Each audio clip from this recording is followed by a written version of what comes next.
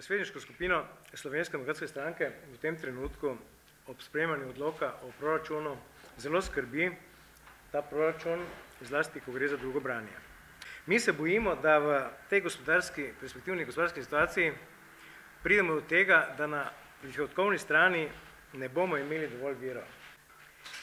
Na odhodkovni strani pa naša svetniška skupina v prvem branju je predstavila poglede na ta dokument in smo nakazali predvsem veliko pomislekov ob visokih postavkah proračuna, ki so v nekaterih primerih presegali tudi večkratnik. Maribor potrebuje preporod. Tega si je zadal z izbiro kulturnih in športnih dogodkov.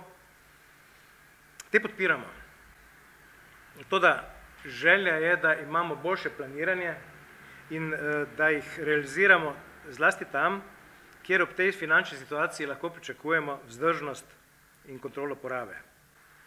Razumemo težave, v katerih smo se znašli ob neprimernem obnašanju vlade, ki nam je onemogočila pravilno planiranje proračuna. Saj veste, proračun bi moral biti bistveno prej sprejet.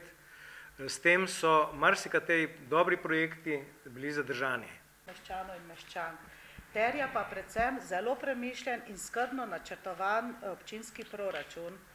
Svetnice in svetniki Slovenske demokratske stranke se zavedamo svoje odgovornosti pri sokreiranju mestne politike in smo pričakovali, da bo proračun pripravljen na podlagi temeljnih fiskalnih načel, ki izhaja tudi iz zakona o javnih financah, zakona o lokalni samoupravi in drugih pravnih podlagah.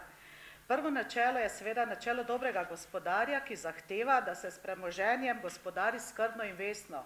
Drugo fiskalno načelo ohranja in obnavlja premoženje, ki se uresničuje z vrsto predpisov. In tretje načelo, načelo omejenega razpolaganja z občinskim premoženjem, ki naj našim občanom in občankam zagotavlja kvalitetne javne službe in uresničuje tudi dejavnosti, ki so v javnem interesu.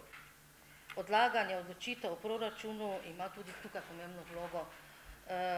Potem naslednja zadeva je, da smo apelirali, da mora biti proračun pregleden in pa tudi primerno obrazložen. Določene zadeve so bile vključene, določene ne.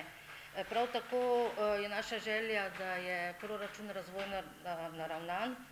Potem smo za to, da so cilji v proračunu više postavljeni, ker potem je tudi večja želja in skrb za realizacijo teh ciljev. Prav tako se strinjamo z novimi investicijami v gospodarstvu, ker to potem tudi vplivamo posredno na zaživitev in preživetje gospodarstva. Potem končni rezultat proračuna mora biti splošno zadovoljstvo ljudi in pa tudi lepo in pa urejeno mesto. In če bo večina teh zadev, ki smo vam jih podali, upoštevanih proračunov in tudi realiziranih, potem tudi ne vidimo nekega problema glede odločitve za proračun ali pa proti. Hvala.